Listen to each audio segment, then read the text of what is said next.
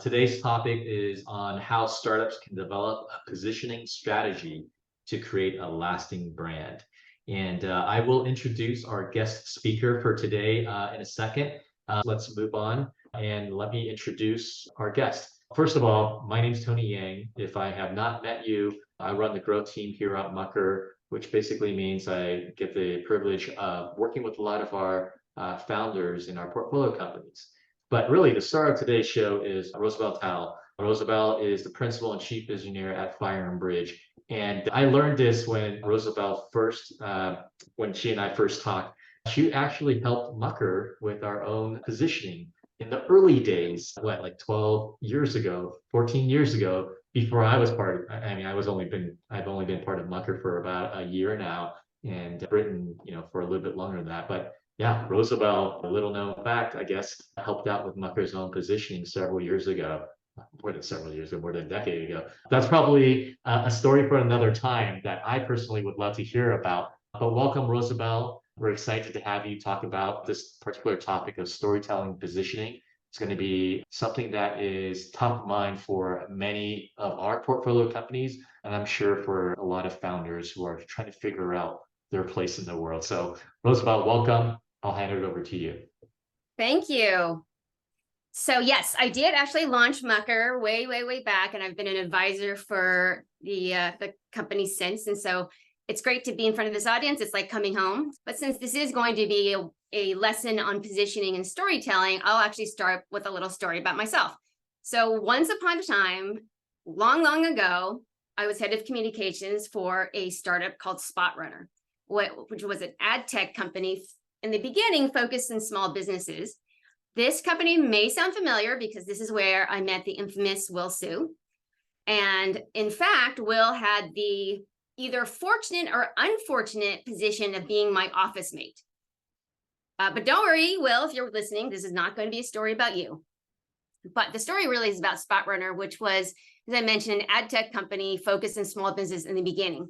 And what I did was I created a positioning and crafted positioning and narrative for the company that was really about David versus Goliath. So basically, using a narrative device that is very effective, I basically position as a story of good versus evil, small versus large. And that SpotRunner basically was on the side fighting for the little guy, which are these small businesses. Now, that story caught fire. It was so successful. We were all over the media everywhere as a really early startup. It was an incredibly effective positioning for us. Eventually later, it wasn't really about small businesses, but in the beginning, that was really what put us on the map. Unfortunately, the company didn't do so great, but the story was amazing. But after I left SpotRunner for years, years afterwards, I would get people calling me saying, I want you to do for SpotRunner what you did for me. The other thing I would get is, our agency sucks. They're not doing a good job of getting us any PR. I need you to come and help us. And here's the common thing I found with many of these companies was that they did not have a good story. There was no solid positioning, and then there was no good story. And so this is really why I ended up really focusing on helping companies establish positioning and narrative, because without proper positioning and narrative, it is like a house that's crumbling down. And so what I want to do is really help that foundation and create the strong foundation for companies. And that's why I'm very passionate about this topic. A strong positioning, compelling narrative are very powerful tools that will help you gain traction. If you literally do not remember anything I say today, just remember this one thing. It will help you. We've seen it again and again. Let's go through the agenda. So I know I don't have that much time. Tony keeps reminding me because I have a lot of slides. But positioning 101, I'm just going to explain a little bit what it is. We're going to talk about how it all comes together. And then if we have time, we're going to talk about storytelling. But the objective I have for you today is really just to teach you foundational principles of what good positioning and narrative are about. So it's a pretty thick topic. So this is really about just giving you some foundational knowledge. Okay, so what is positioning? It really is the foundation of all communication. And I use communication in a very broad way, and I'll explain that a little bit. But it is positioning is your differentiated role and relevance within a specific landscape. It sits between business strategy and all these other things. And this is probably not even comprehensive, but you need to do positioning before, preferably, ideally, You get into marketing strategy, PR, branding, investor relations, HR recruiting, sales, employee comms. Basically, it's that foundation. It's a piece that translates your business strategy into something compelling that then becomes used in various areas. So it gets translated to various usages. Okay, so positioning strategy is really about what you do, for whom, why does it matter, and your difference. They're meant to be precise, concise, fact-based. They're not supposed to be taglines or fluff or opinions or falsities. So this isn't really about hyperbole. This is really about being authentically truthful and practical and concise. It's not about spin at all. I think a lot of people mistake positioning. It's like, oh, it's messaging and it's spin. It's not. The way to think about it too is that positioning and branding together equals identity, but positioning is like the rational side of the brain. It's the Spock side, and branding is the, Captain Kirk side. It's the emotion side. I think a lot of startups I see, the mistake they go to is they go straight to branding. It's like, oh, we'll get a logo and we'll get colors and we'll create a website, but they don't really take the time necessary or the work necessary to get that positioning down. So without positioning, branding really doesn't have anything to latch onto. Another way I think about it, as I mentioned before, is think of positioning as like the frame of a house. And branding is like the beautiful interior decorations, your Viking appliances, your beautiful landscaping. But honestly, as anyone has, lives in a house, has owned a house, that if you can have the most wonderful interior decoration and the most beautiful yard in the world, but if inside that house is crumbling down in the foundation, it's being eaten by termites, it does not matter. So branding will not take hold unless the positioning is strong. Okay, so this is a really important point. Positioning is about focus and sacrifice. Okay, so this is not, if you look at this iceberg, that represents your business strategy. Positioning is really about figuring out your role and relevance in the next year to 2 years. And actually in startup land could even be like 6 months to a year because you're changing so rapidly. So you're really looking for the space you can own in the near term. It may or may not reveal sales strategy or long-term vision. This is a strategic decision. What's above the waterline is what you are going to reveal to specific audiences. So this is a strategic decision. It is not about showing everything all at once unless there's strategic reason. And so really there's a lot of positioning that really is, what can we focus and sacrifice? Honestly, I work with companies. This is one of the hardest things for them to do. Why is positioning important? I already mentioned that's a powerful tool, but it really helps to align your team, amplify messages, avoid friction, and accelerate traction. One of the biggest problems is also if you don't have common language and everybody in your team describes it differently and you're describing it in different channels, that message will not stick because there's no consistency and repetition. In order for a message to stick, you have to have repetition and consistency using the same phrases and the same story over and over and over again. Okay, so how do we develop positioning? This 5 C's is a methodology that I use. I know that there's probably other methodologies, but this is a methodology that was taught to me by my former boss and mentor, Andy Cunningham, who's quite the marketing force in Silicon Valley. But this is a methodology she created and taught to me, and this is what I use. It's extremely effective. It's been put to the test lots and lots and lots of times over the space of 20 or 30 years. Okay. So the first is community. So community is really about your customers, your target market and target audience. The target market is your ideal customers and audience or stakeholders who impact and influence the customer's decision, right? So these could be people like third parties like press, analysts. It could also be like their peer companies. So for example, I found for a lot of startup CEOs, they get a lot of their advice from other CEOs. So the peer set could also be an influencer. But really think about who is your ideal customer and who influences that customer. Okay, so you want to get really specific about your customers. This is not about anyone who will buy our product. Okay, so this is where focus and sacrifice are really important. The mistake I see again and again with startups too is they want to target everyone, literally anybody who will give us money for our product or adopt it or et cetera, et cetera. We don't want to leave anyone behind. So you really need to focus, especially for startups, because you don't have, all the budget in the world to try to market to everyone. So focus here is really important. And don't do the everything but the kitchen sink mode. Okay, so let's talk about context. Context is the next C. This is really about your market landscape. This is the landscape you're operating within right now. So what's shaping your world around you? What are the waves you can ride? What are the trends that are going on? Changing behaviors, shifting language, shifting landscape, to be really cognizant about what that is. To help you think about context, some 6 questions. What trends are impacting you? 2, what does the future of an industry look like? 3, how would you like your company to contribute to that future?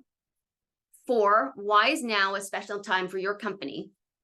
5, what's the biggest challenges you're currently facing? And 6, what trends are top of mind for your customers?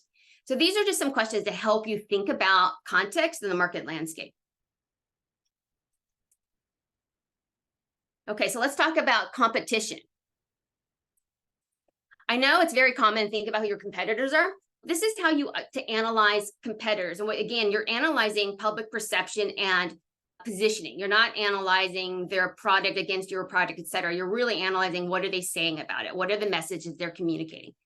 So this is how to analyze them. You make a list of your competitors, both it can be direct head-to-head competitors, tangential, meaning maybe there's a bigger company and part of their business is a competitor to yours, or up and coming, ones that aren't totally on your screen just yet, but you can see them in the distance.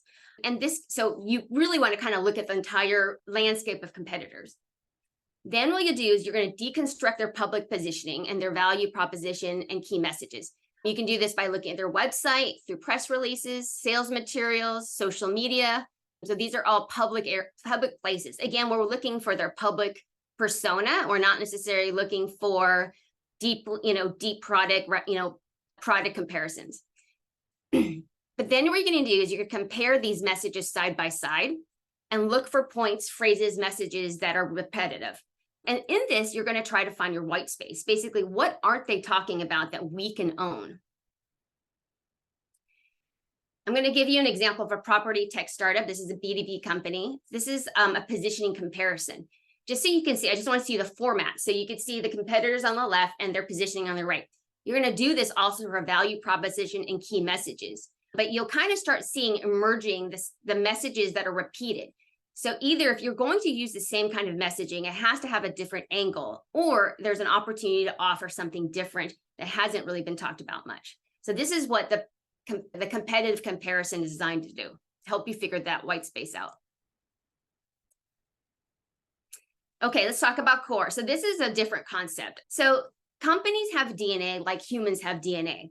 So company DNA, there's not as many variations as human DNA, but DNA is really about who you authentically are. So it's not about who you're trying to be, who you want to be. This is really about authentically who you are as a company. There's basically 3 kinds of DNA for companies. There's mechanics, which is product dominant, mothers, which is customer dominant, and missionaries that tend to be concept dominant. So in product dominant companies, you're really motivated by the technology and what it can do, what like new features, market dominance. And you can differentiate strategically by product quality or value. So what you're offering is a better value than your competitors or of better quality. And by the way, value is not necessarily price. It can be, but not necessarily, right? Some mechanics you can think about are like Google, Microsoft, Walmart. Mothers, which are customer dominant, are motivated by customer relationships and customer needs. And so the way to think about sometimes is, let's say somebody gave you, say, $5,000. How would you spend it, right? So if you're a mechanic, you're going to spend it on product. And then if you're a mother, you might spend it on things that really enhance the customer relationship. So Zappos is a very famous customer-driven company. So differentiators are segmentation and experience. So segmentation is hyper-focusing on a specific market. So for example, Rolling Stone focuses on music lovers, right? So it's a niche market that you are hyper-focusing on and helps you develop that relationship with a very specific niche of the market. Or you can also differentiate by experience. So in other words, your customer experience is better than everybody else's. So think again, Zappos. It's not that Zappos has the most original product, but they have amazing customer service, right? Missionaries are concept-driven companies. So these are, think of like Elon Musk. These are truly disruptive companies or disrupting a category of some sort. Or it can be driven by cult of personality. And so oftentimes marketing dollars and missionaries are spent in evangelizing a concept. The other thing is that there's no good or bad or wrong or right with any of these three. They're all great in their own way. So it's not really about, oh, I want to be a missionary, like we're doing something disruptive. It has to be. And not necessarily so. And so I don't want you to have any judgment about which of these are good or bad, because they're all good. None of them are bad. It just really is about who you authentically are as a company, and then for you to act authentically. So here's an example just to show you how it comes out. So Four Seasons is very customer centric. They're famous for it. So they're a mother. Yotel is a hotel. I actually have never stayed here, but I know people have. But Yotel is totally the opposite experience, but they really are focusing on the efficiency, technology, price probably. And then Airbnb, I would consider missionary, a company that really disrupted the lodging space. But that just gives you kind of an idea of how different DNAs express themselves. Actually, I know this is a big concept, so I'm going to pause for a second. Tony, did you have any questions about this? No, not really. I think the biggest thing that I think for a lot of our founders is that, a lot of them tend to just focus on, product. And so, naturally tends towards like a Yotel or a mechanic type of DNA. So how do you truly uncover what DNA is core to your company? And is it part of the company culture, I guess, as well? Like, does that inform it? Does it drive it? Yes. Yeah. So basically, the three different kinds of DNA has certain qualities that are common to it. And usually what I do is actually I have the company fill out a survey, and that kind of tells us what we think, what employees think it is. And oftentimes the founder and CEO has a different idea than maybe the rest of his or her team. And I think that's really pretty common. And so oftentimes, this is why it's actually really good to do this early, is because obviously the founders get to shape the culture. And so knowing who you are and will help you, this really helps you filter decisions for hiring, for example. It's not just about marketing, really. It's really like, what kind of people do we hire? What kind of customer promises are we making? Who are we as extensionally as a company? And so there's kind of like a little survey of questions that we can ask to find out. And there's also like common characteristics of that. There's a real tendency for startups, all of them want to be missionary. So I would say probably 70% of my clients think that they're a missionary. It's really hard to be a missionary, and there's a lot of good, hard and pros and cons of that. But it's very hard to get traction for a missionary unless you spend a good amount of time and money on it. But so it's really kind of being about authentic of who you are. The issue, I think, is that if you want to present yourself as one, but you were really another, creates some cognitive dissonance with customers or people you're marketing to. So for example, like I love phone, the sort of wireless companies who try to position themselves as a mother, and their customer service is terrible, right? And so you don't believe anything they say. There's no trust that's built because they're not telling you the truth, right? And so that's why it's really important to know who you are and to act accordingly, because people will understand if there's cognitive dissonance. Yeah, there's a couple of questions that came in that is essentially the same question, which is, can you have multiple core DNAs? And I'm going to tack on this question, which is, should you as a company try to embrace and excel in all three of these? So I guess, to strive for, obviously being a mother, focus on customers is a good thing. A mechanic in terms of product focus and, innovation, that's a good thing as well. Right. Missionaries, right? Like having that world-changing vision, category creation, whatever, right? Like those are all great things. Is it common to only have one or multiple? And how does that fall into like building a company that it can excel in all three, or is that even possible? Okay, so this comes up all the time. This is such a good question. Thank you for asking that. Okay, so I would say the other thing that happens a lot is, other than wanting to be missionary, thinking they're missionaries, that the other like 70% of companies, they want to be all three or two out of three. The way I would think about this is, no, you cannot be all three or two out of three. But think about as DNA, just even as people, we have dominant traits and recessive traits, right?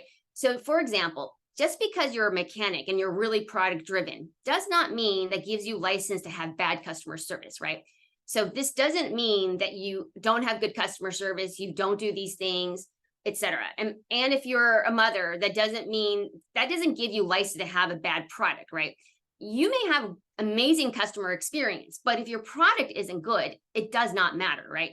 And so being one or the other doesn't negate the others. This is just really about the expression of the dominant gene. And so, for example, I oftentimes see founders who are mothers, but they've hired a whole team of mechanics, right? And that becomes really challenging because there's sort of internal strife, because the direction that the founder wants to go, or what traits that he or she wants to express, are very difficult to execute because the team is predominantly something else. And so that's why it's really important to know who you are, but that doesn't mean that you aren't elements of all three, because most companies have elements of all three, right? But you kind of have to figure out which one you are dominantly. And sometimes if it feels like a pretty close second, it's kind of like we're, a mother or mechanic with motherly instincts, for example. And so we can find ways that it expresses it yourself. So for example, let's say you're a mechanic, you're product dominant, but you can have a mother experience in the sense that when people interact with you, it's not like Spock cold, right? It's like you are addressing them in a really warm, user-friendly way. That's kind of where mother can kind of sometimes come out, in terms of, even if it's not the dominant trait, it's a mother experience when they're interacting with your product. Great, thank you. Okay, let's keep going. Okay, so the last C is category. This is also kind of a big concept, but essentially, I'm presenting three basic category options. There's really more nuance to this, but essentially categories. So like, what is a category? First of all, category is the group of peers in which you belong. It's like, we are an X company. Like, what kind of company are you?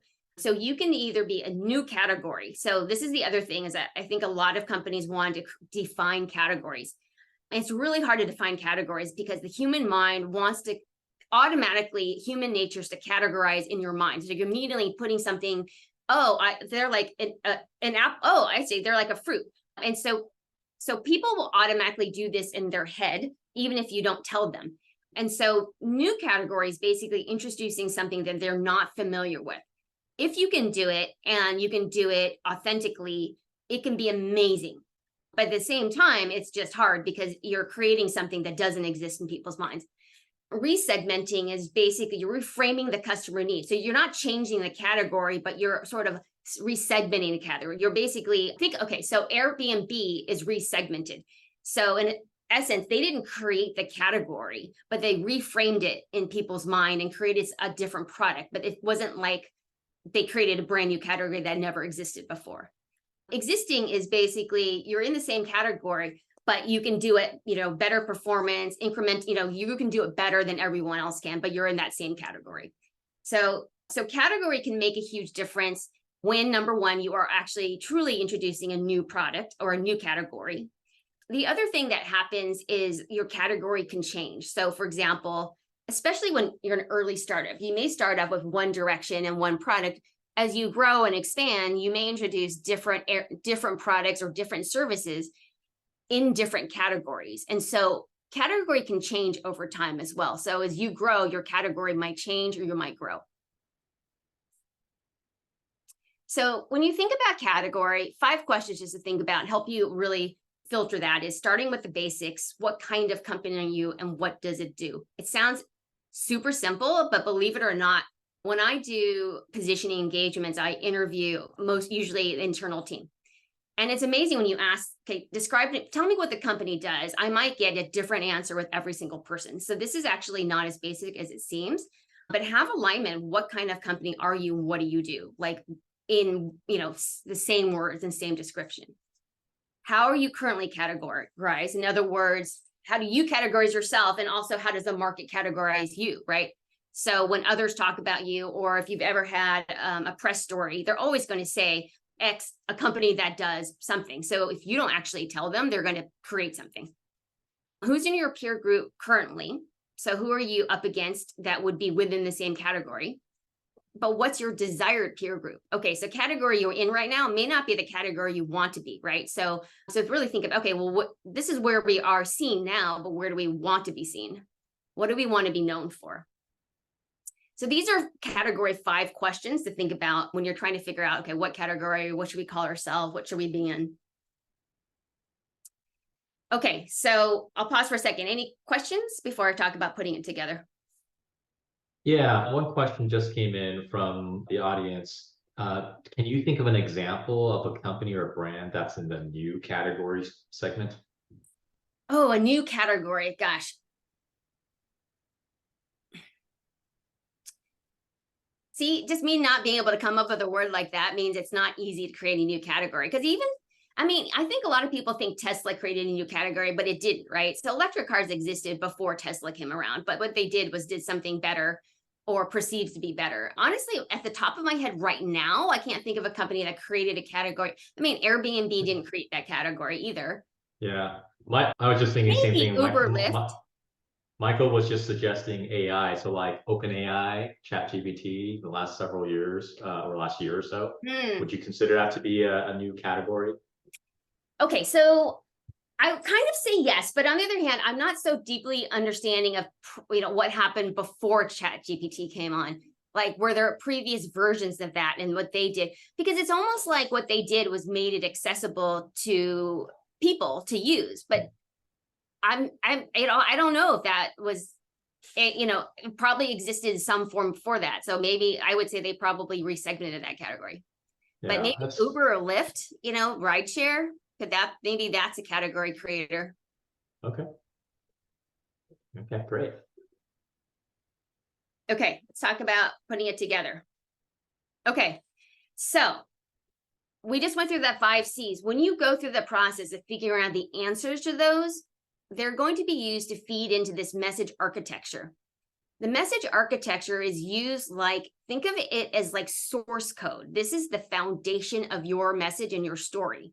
And so we talked a little bit about how it can be used or should be used for everything from sales to marketing to PR to HR. What you'll do is you're going to use this as the source code to formulate the messages for those purposes. But you have to use the same foundation. This is like a foundational platform, right? And so essentially all the stuff, the work that you've done to come up with this, gets filtered in this, and it just becomes something you should disseminate. Everybody should have, marketing should have, PR should have, et cetera. This is basically the foundation of your story and your messaging. Okay, so let's actually bring something to life. Let's understand, okay, how does it actually live? The other thing I think I've been talking about is positioning isn't just about messaging. It's not just the words you use, right? It expresses itself in lots of different ways. So Mucker is a company that I worked with in 2019, I think. And I'm actually going to show you images from where they are today. Because I said before, positioning can change and morph as you change and morph, right? But this gives you an idea of basically elements of positioning that have been retained. It kind of will show you. But also, here's my mirror. Oops. So this is what they make is drinkware. So they do more than drinkware. They do coffee, etc. But essentially, it's all in-house designed, and it's beautiful and functional and sustainable. But let's just show you. I'm going to talk a little bit. So their DNA is actually a mechanic. And the vision is to create more beauty and generosity in the world. Actually, so one thing I should mention, it actually has 2 parts. So Mucker is a drinkware company, but they make also coffee containers and, food containers now, et cetera. But they were built, Brian Pepe, who's the founder, built the company to be a vehicle to do good. So it's a mission-driven company that is all about giving back. So he really wanted to create a company where businesses are a force for good. When I originally started working with them, what brought them to me is they were very confused about how they should be talking about themselves, if they should be talking about their mission first or who they were, et cetera. So there was a lot of, they were a little confused about how they should tell their story. And so what we determined, they're a mechanic, they're product driven, because the idea here is that number one is they have amazing, beautiful products. So this isn't like Contigo that you get from Costco, or Swell, which basically uses, the same bottle as, like, it's extremely generic, right? But also they're also mission driven. So the vision is about creating beauty and generosity, and the mission is about empowering people for a better future through relentless innovation and iconic design. I'm going to come back to why this is important. Okay, so the target market I want to show you, because we talked earlier about getting really specific, that it's not just anybody who's going to buy my product, or men, or people over to the ages of 18 and 90 or something. This is actually gives you a taste of who their target market is, right? Urban sophisticates who appreciate craft and quality, and they have this active lifestyle, right? It kind of gives you a real kind of like feeling of who their target market is. Okay, differentiators around beauty, performance, sustainability. Okay, category. So you'll see we called them a social enterprise. We did not call them a drinkware company or a water bottle company or any of those things, because we don't want to position them in the peer group of all those other companies who we would consider like mass market, right? And so what we're trying to do is separate them from the pack and position them more of a lifestyle, almost like a luxury brand, right? And also bringing in the social enterprise part of it, because that's where they are, but also for the target market, they really care about, socially mission-driven companies. And so there was a very specific decision over category. Okay, so value proposition, design forward and generosity driven for consumers and for B2B. You'll see here that there's different value propositions for different target audiences. And you can do that for key messages as well, have different sets of messages. The positioning is the same, but the messages, like key messages and value proposition, will differ by like investors may have their different value proposition than customers, as an example. But the position is, it's a generosity driven company that creates thoughtfully designed drinkware with a social environmental mission. Mere exist to empower people for a better future. And you'll see that we've used, through relentless innovation, it's developed an iconic line of drinkware products that combine beauty, performance, and sustainability. Then it goes on to talk about some of the mission. Okay, this is a screenshot from their website today. You'll see design forward and generosity driven continues to be expressed today. This is their LinkedIn page. Look at their profile, design forward and generosity driven lifestyle brand. This on the left-hand side, you'll see this is a hang tag from one of their products. It's a little fuzzy, but it says design forward and generosity driven. And when I came up with it, by the way, I didn't mean it to be a tagline, but it became the tagline. On the right side, you'll see a screenshot. This is of their Instagram page. I bring this up because when I originally first started working with them, the Instagram feed was filled with images of outdoorsy things, like you're in the middle of the woods kind of thing. Let's go back, and we said their target market are urban sophisticates, right? Who appreciate, so these are not necessarily people who are taking Mucker, on like a 30-mile biking trip or something.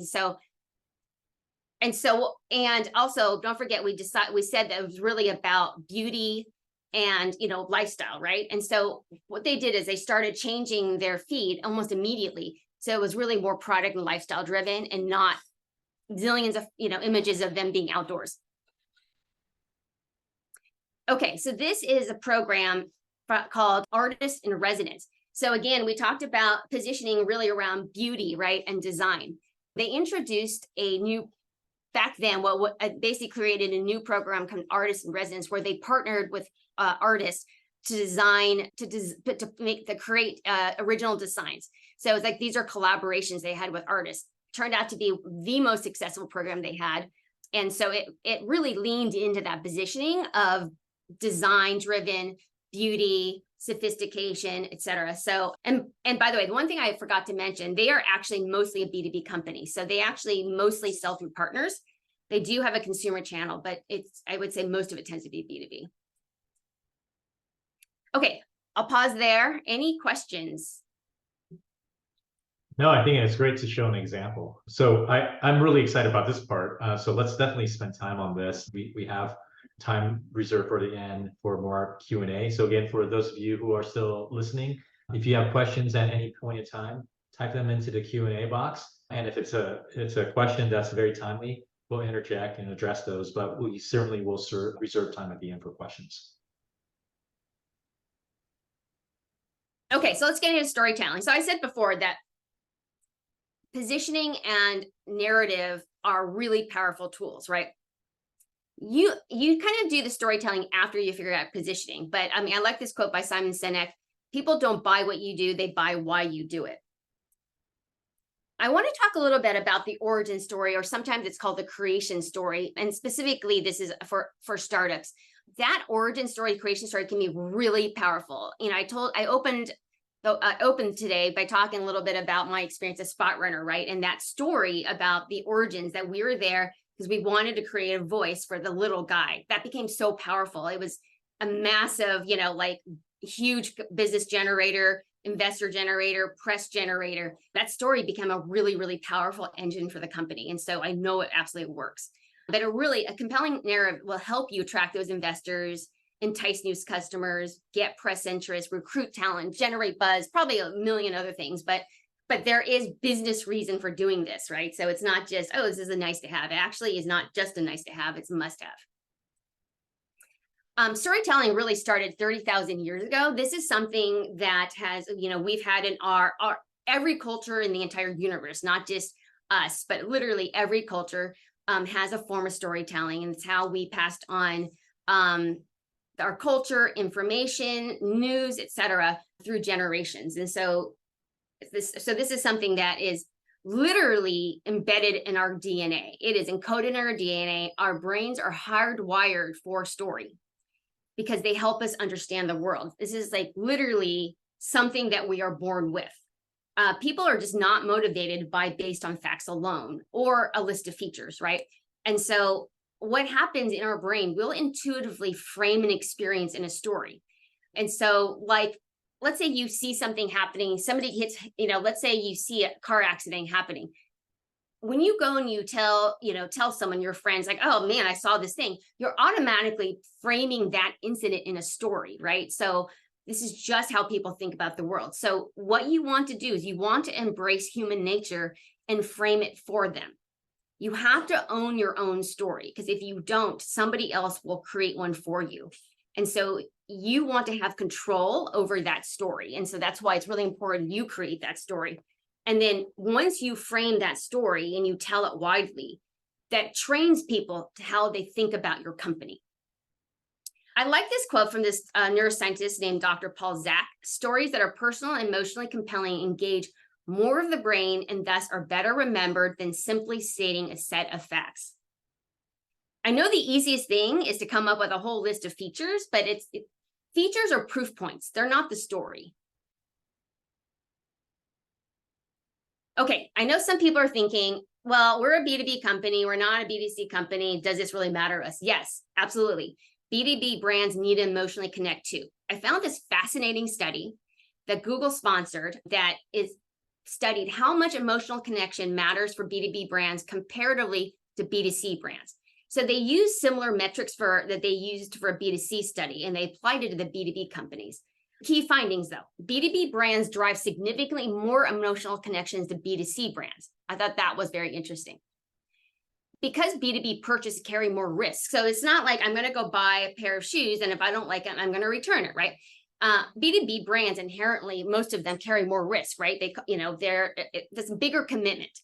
And what they found was customers won't buy unless there's substantial emotional connection to overcome that risk. The third point: when customers don't perceive significant differences in business value between leading brands, building emotional connections can drive important purchase outcomes like purchase intent and purchase pricing power. And so emotional connection is really important. And what is that driven by? It's driven by story. Okay, so this guy, Robert McKee, is a screenwriter, director, and he's a professor. He's a lecturer. And I read an article with him where he really kind of deconstructed elements of a story. But his point, and he works with a lot of companies too. If you can harness imagination and the principles of a well-told story, then you get people rising to their feet in thunderous applause instead of yawning and ignoring you. Okay, so these 6 elements I extrapolated from Robert McKee, but he extrapolated that from something called the hero's journey. And the hero's journey is a narrative device that has been used throughout every single culture, throughout every history, has some version of the hero's story. And so it's called the hero's journey. And he basically took that and deconstructed it, and then I deconstructed it. So anyways, but this is essentially the steps. Number 1, you're in a situation where life is relatively balanced. Like you're going about your life, things are good, et cetera, et cetera. Number 2, but then there's an event. He calls it an inciting incident that throws life off balance. Like something happens that blows up your world, right? Number 3, the protagonist tries to restore balance, but their subjective expectations crash into uncooperative, objective reality. You're going through life, everything's great. Something happens that throws you completely off kilter. It totally, blows up your life, and you try to get it back on track, but you can't because all these obstacles stand in your way. Number 4, introduce those antagonists though. Who or what is blocking your way? What's the struggle you have to go with? What happens? What are the tensions, the cruel realities? What difficult decisions? It's the crucible moment. Number 5, the ultimate truth they discover. And then number 6, how you imagine the future. So this is like a story is like a song. It has beats to the story, right? And so you have to find a story that has those beats, that has some level of obstacle, that has tension, that has suspense, it's like the good versus evil. And I'm sure some of you are wondering, okay, but we make this, and how are we supposed to do that, right? Okay, so let's look at one. So I'm going to use Wealthy as a case study. Wealthy was started by actually a friend of Will's of mine from Spot Runner. But Wealthy it helps individuals and families manage and coordinate care for chronically ill, aging, or disabled loved ones. And it's through a technology platform. Okay, so let's take a look. This is their origin story. I'm just going to pause on this slide for 30 seconds so you can skim it, but then we're going to deconstruct it.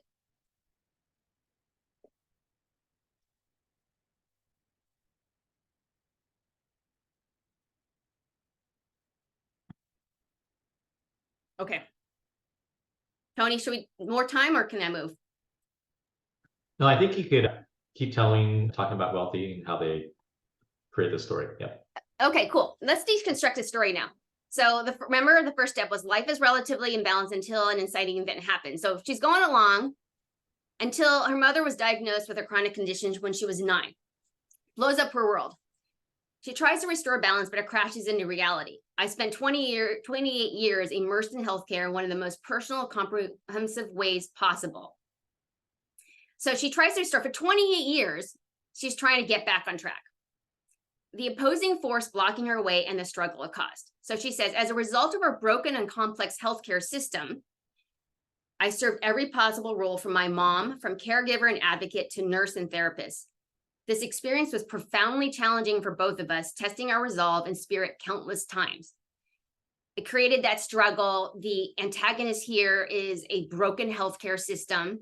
I think you can probably tell the emotions that she's basically pulling forth. Anyone who has dealt with a healthcare system, which is probably almost all of us or one of our loved ones has, can identify with the struggle, right? You can identify with the frustration, the feeling of helplessness, lack of knowledge. Like, what do we do? We don't understand how do we navigate this? So she's really tapping into those emotions. And also for people, anybody who's experienced this can see themselves in this story. They're now invested into what happens.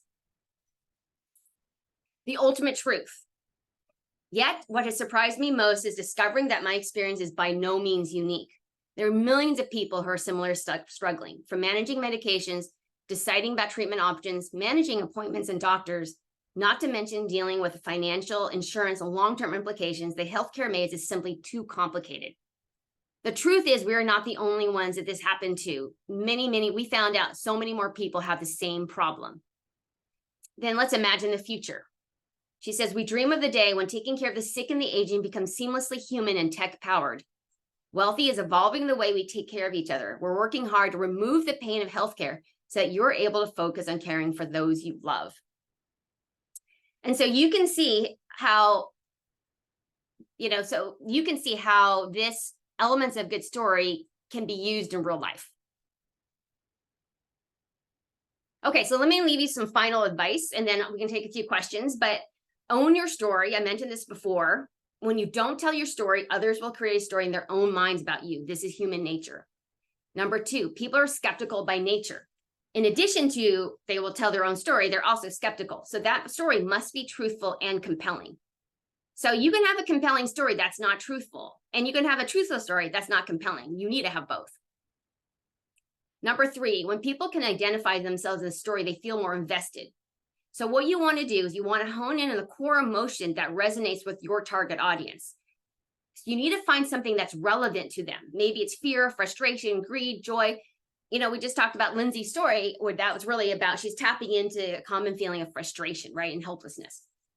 Number 4, talk about the struggles that map to that core emotion. So again, focus on the core emotion that you want, that you are, that relates to your audience.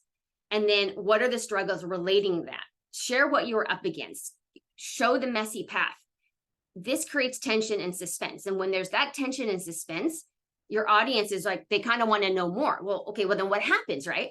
And they all want to root for your success because they're on the ride. You've kind of brought them along in the ride with you in the journey. And now they're like, okay, I want to be part of that journey and I want to help you be successful. And then number 5, wrap your story by the bow and serve it on a platter and make it easy for them. And what I mean that is you have to make the story easily accessible in every single way. If you make it hard for people to understand your story, make it hard to find the story, make it hard to tell a story, they'll tune out.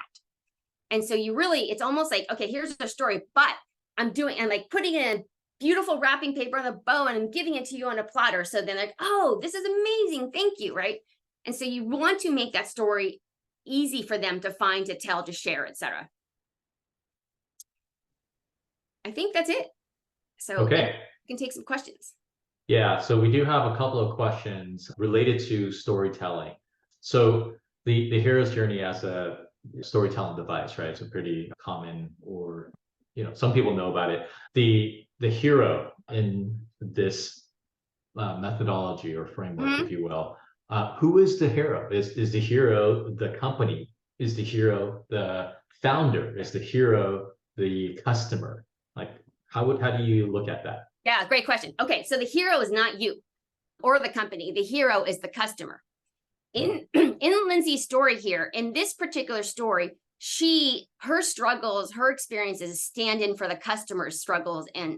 But in the hero's journey, and by the way, Star Wars is a perfect example of the hero's journey in play, right? But in the hero's journey, essentially, the hero basically faces they're going through, something happens, they basically get called to this cause, they don't want to go, this is like, I don't want to deal with this, but basically the mission calls for them, right? But along Luke Skywalker's way, there's different mentors that come and help him.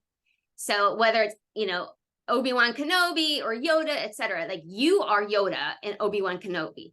You're there to help that hero reach their destination successfully, right? And so yes, that's such a great question. You're not the hero in the story. They are the hero. And I told you this little story about spot run in the beginning, right? I didn't say that we were basically, the David and Goliath in that story wasn't spot runner. The David in that story is small businesses. We are the mentor to those small businesses. We are rooting for them. We are giving you the tools to compete. We are basically here to help the little guy, which is David. So always the hero should be the customer, or, the encapsulation of the customer. Yeah. So you brought up Star Wars, and then earlier on, you showed an example of Star Trek. So you covered both ends of the geek spectrum. I love it. It's awesome. Okay. So another question related to storytelling that came in from the audience. So how do you utilize it? Okay. So the question specifically was, where do you put the story? In the about section of the website, or do you keep it pushing out on social media? So I guess the broader question is, all right, if you have a story and a narrative developed, how do you start utilizing it? Okay, so the story is most useful so number one, on your website, in your marketing materials, right? Because the story is not like one sentence, it's a little bit longer. The story is wonderful to use when you're in a pitch. So let's say you're pitching media. So especially when you're a startup, right? People don't necessarily know you yet. And let's say you get in front of a reporter. The reporter wants to know your story, right? They're looking for like, who are you? What are you about, right? And this is the moment you kind of you tell them, which is that, we founded this company to, like she says here, we dream of the day taking care of the sick and aging become seamlessly human, right? So you kind of talk about why you exist, which is what's the future you're looking for. And then what you can do, you basically backtrack a little and then talk about how you got there, right? So we have this company, our vision, our dream is to do this, that's going to change humanity in some sort of way. Here's how we got there. We ourselves experienced this and we found this pain and we realized others had this pain too. We wanted to create this solution, right? We found that companies, small businesses or large businesses really had a struggle, et cetera. We realized that we could actually help you fix it, right? And so telling the story, I think, to reporters and investor pitches, sales pitches, those are all, when you have a chance and you can actually have a little bit of time to narrate it, that's a really wonderful time. I think in terms of social media can be used too. It's like there's sort of nuggets here and themes. So what you can also do is deconstruct some of the themes. And I talked a little bit that like the David versus Goliath theme. And so from a social media perspective or ways you can use smaller chunks of it, you can use those themes in your Instagram, et cetera, or social media in some sort of way. But it's like you kind of pick your emotion, you pick your theme, and then you kind of keep on going back to that because you want to reinforce it all the time. Right. Okay. Excellent. Let's wrap up with one last question. And so, we always like to try to leave a few takeaways. So for our busy founders, specifically, in Mucker's portfolio, but I'm sure there are many of you that aren't part of Mucker's family yet, perhaps, who, are a busy founder or co-founder or one person in a small team, and there's just so much to do. So what are perhaps three, I guess, things that you can start doing that you would recommend someone to begin to uncover their positioning or storytelling? Yes, well, I think I provided a little bit of a roadmap, but the first thing to do, I think, is when you're developing your position, utilize the questions I presented. So really kind of get together with key members of your team, put yourselves in a room and go through those 5 C's I talked about and the questions that I posed. I mean, that's a great exercise together because you need to have alignment, all those things. So everybody may come to the table with ideas, but you guys need to come out with something aligned answer to that. And so the number one thing is, I think, take the method. Oh, there's also I mentioned to you, my mentor and former boss, she actually wrote a whole book about this. And so it's a whole book about this methodology we just talked about, which I can send you, Tony. But essentially, if you're really, really interested, there's this book. But at the minimum, I think getting together with the key members of your team in a room, going through those questions and filling out that message architecture, that's probably the very first step. And then I'd say in terms of the narrative, again, use the points I gave you as a roadmap to discern your narrative and your story from that. Excellent. Thank you. Okay, let's wrap up. So as I mentioned at the beginning of this webinar, we have recorded, or we are recording this webinar. We'll probably also provide the slides for people to view. So Rosabel, you're mentioning a couple of next steps, going back into the 5 C's. So those of you who want to get an idea of what those 5 C's are again, and the questions that Rosabel presented that you can utilize, just feel free to tune back into our blog section when this post is up. Then it will include. Thank you again, and have a great rest of the day, everyone. Take care.